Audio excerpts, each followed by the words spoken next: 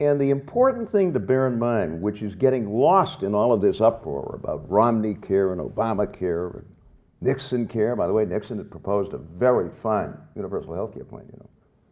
When he was president, if Ted Kennedy were here today, he'd tell you the worst political mistake he made in his entire career was not joining with Nixon right away on that plan. But he didn't for a variety of reasons, and then Watergate hit, and that was the end of the Nixon plan. One state adopted it. What was that state? Hawaii. 1975. Hawaii has had universal health care with the Nixon plan in effect ever since 1975. But here's the thing, folks. When you hear the opponents of the Affordable Care Act, it sounds as if this is just another welfare program. We're taking money for them to pay for those folks, right, who won't work, or as Newt said, are on food stamps. Because they want to be on food stamps, you know that. I mean, they love being on food stamps. They wish they could have more food. I mean, a third of those folks. The important thing to bear in mind is this. 85% of the 54 million people without health insurance are working or members of working families. They're not loafing, they're not sitting around, they're not on public assistance. If you're on public assistance, you get Medi-Cal. They're working, some of them 2 or 3 jobs, no health insurance. In the United States of America, when we're spending $2.7 trillion on this stuff. So what happens when they get so sick that they can't stand up? They end up in the emergency room. And it costs $1,000 just to cross the threshold if you go to an emergency room. And we're all paying for it through the nose. The emergency room in the United States has become the primary doctor for millions and millions of uninsured Americans. This is crazy. Utterly crazy. And so it seems to me the challenge for us and for the president and for the Congress and for these candidates, all of whom are running around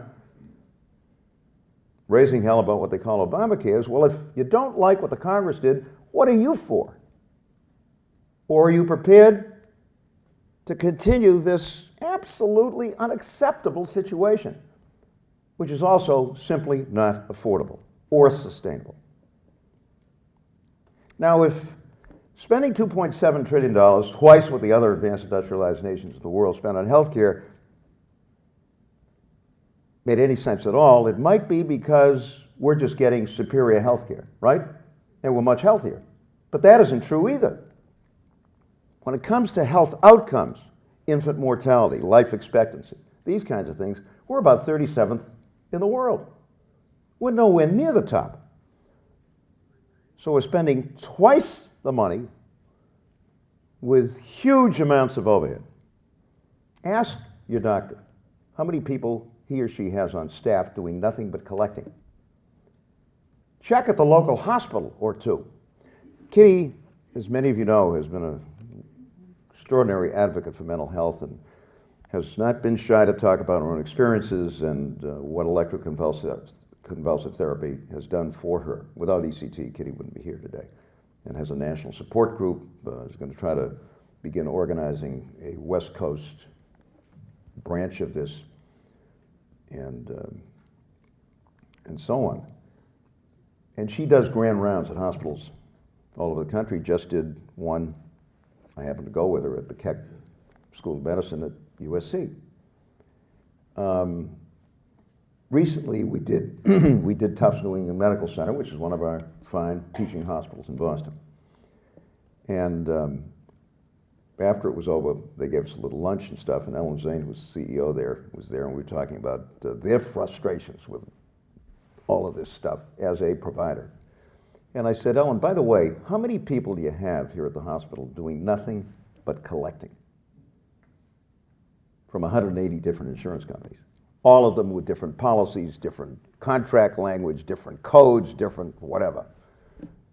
How many people do you think Tufts New England Hospital, a 500 bed hospital, has doing nothing but collecting? 500 people. She said, next time you guys come, I'll take you down to the place where they are, and I'll show you where they are, in their cubicles with their computers and their telephones and so on and so on. Kitty and I, several years ago, visited Lionsgate Hospital in Vancouver. I don't know if we've got any Canadians here.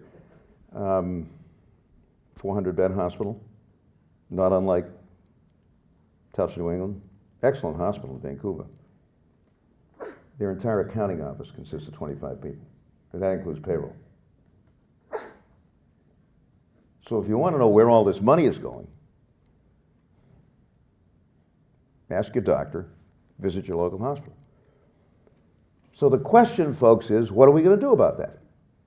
Now, we've had 4 presidents, a Republican and 3 Democrats, all of whom have proposed their own plans. It started with Harry Truman, 1945, right after World War II, who said it's time to, in effect, broaden the definition of Social Security to include medical care for all of us, with a modest increase at that time in the payroll tax.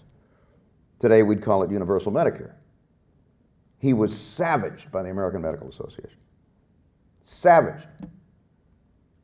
My dad, this Greek immigrant kid who came over here and became a doctor in 1924. I mean, how he did it, I have no idea.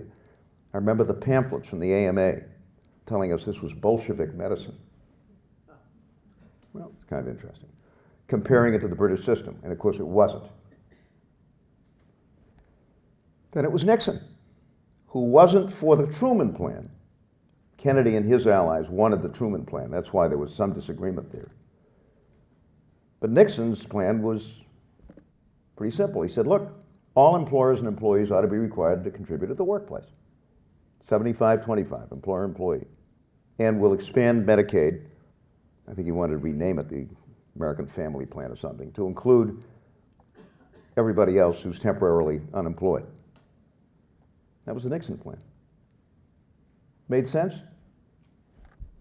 Maybe a little more expensive administratively than the Truman Plan, but it certainly would have resulted in virtually universal coverage, and especially for working people and their families. But Ted Kennedy and Jim Corman, remember him? Liberal congressman from San Jose area. Kennedy-Corman bill, they wanted the Truman Plan.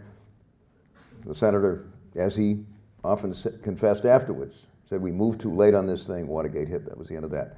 Then William Jefferson Clinton came along. And by the way, that was a long speech that he made, nominating me. But it wasn't his fault. We looked at it, it looked pretty good, but just wasn't as short as it should have been. And any of you who remember that convention, remember people started stamping on the floor and all this kind of stuff. They wanted this young governor from Arkansas to get out of there so I could get up and make my inaugural speech. And when Clinton decided to run for the presidency the following election, he went on Johnny Carson, interestingly enough, to kind of open the campaign up. And Carson said, why are you running? You know what Clinton said? I want to finish my speech for Dukakis.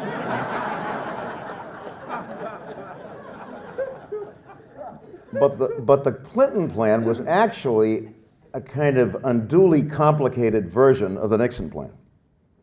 And it was too complicated. All kinds of new bureaucratic stuff and so forth. It's very difficult to explain to people. Kind of unusual, because Clinton probably has the best political instincts of anybody I've ever worked with. And this was a 1,325-page bill. And he got badly beaten on it, couldn't even get it through a Democratic Congress. So it took Barack Obama to finally do it with what? With essentially the Republican plan of 1993, led by John Chafee with 16 Republican co-sponsors, one of whom was a guy named Robert Dole. That's the plan we now have. And it's Obamacare, and it's socialism. I'm baffled, folks. Unless, of course, we simply want to continue the status quo, which, to repeat, I think is totally unacceptable. Not just in terms of the morality of this thing. I don't know how you feel about it, but I think it's a disgrace that working people and their families do not have decent, affordable health care in the United States as a matter of right.